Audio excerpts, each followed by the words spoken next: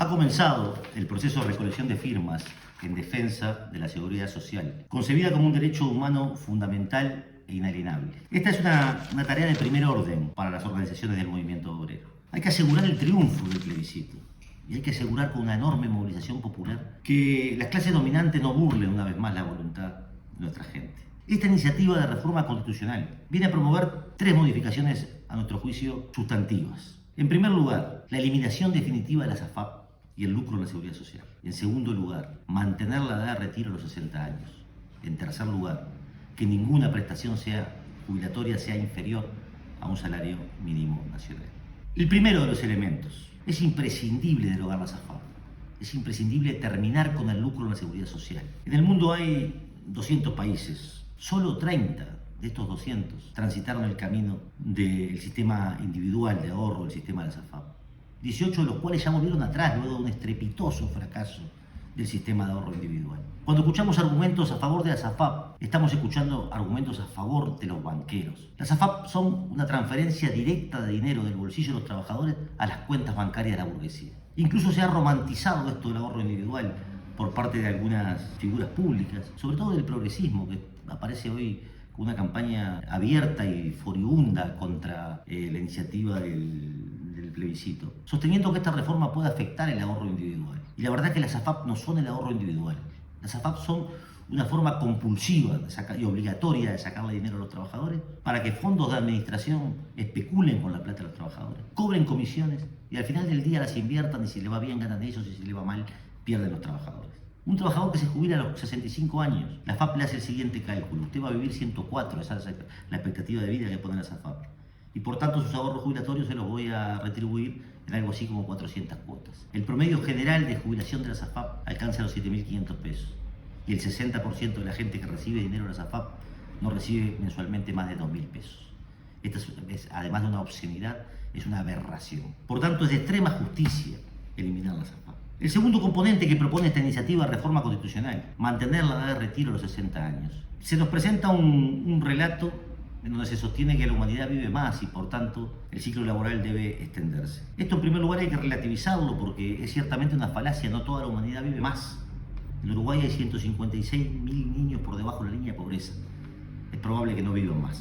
No vive igual un trabajador con buenas condiciones de trabajo que aquellos que al día de hoy trabajan en condiciones propias del siglo XIX, por ejemplo en la actividad rural o en la carga y descarga, apenas por citar algunos ejemplos. Por tanto, no es cierto que la humanidad vive más y porque vive más debe trabajar más. Por el contrario, si la revolución técnica, científica e informacional le permite a la humanidad producir más en menos tiempo, lo razonable sería trabajar menos y no trabajar más. Levantar la consigna trabajar menos para trabajar todos podría ser una contribución fundamental a la lucha contra el flagelo del desempleo, y en nuestro país particularmente el desempleo juvenil.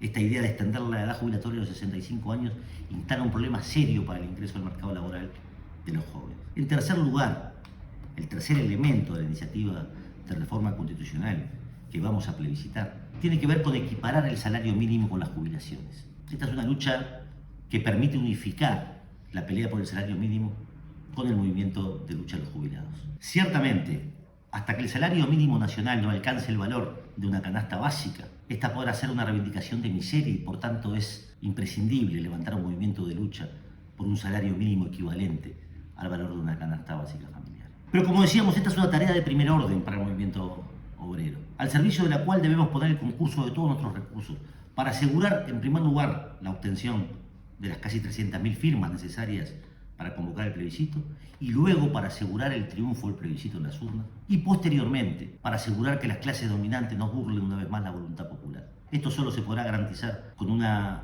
sostenida y consecuente movilización popular, en los barrios, en los centros de estudio, en las cooperativas de vivienda, en los sindicatos. Un amplio movimiento que reunifique el clasismo para golpear duramente el corazón de esta reforma que hace retroceder en siglos derechos conquistados por la lucha de los trabajadores. Sorprende como desde una parte del espectro político se ha salido duramente a cuestionar los fundamentos de esta iniciativa de reforma constitucional. Se ha dicho que se pone en riesgo el ahorro individual, sobre todo las espadas mayores del progresismo, Vergara, el Pacha Sánchez, Mujica, Astori, Orsi, presidenciables, planteando, ojo, que se puede poner en riesgo el ahorro individual.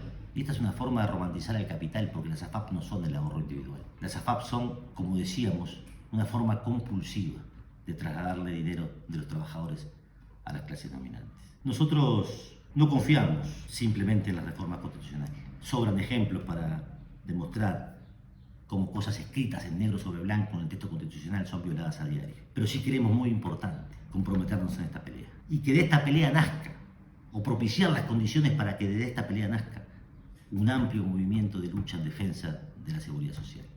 Queremos saludar el esfuerzo que durante todos estos años han hecho los trabajadores de la seguridad social y otras organizaciones consecuentes para que este plebiscito fuera posible. A los vacilantes, a los que se ponen en contra de las iniciativas populares, a los que están saboteando esta campaña por especulaciones electorales, les decimos que el esfuerzo del pueblo organizado va a sepultar la reforma reaccionaria y regresiva de la seguridad social y va a comenzar a levantar reivindicaciones justas para una vida digna al fin del ciclo laboral.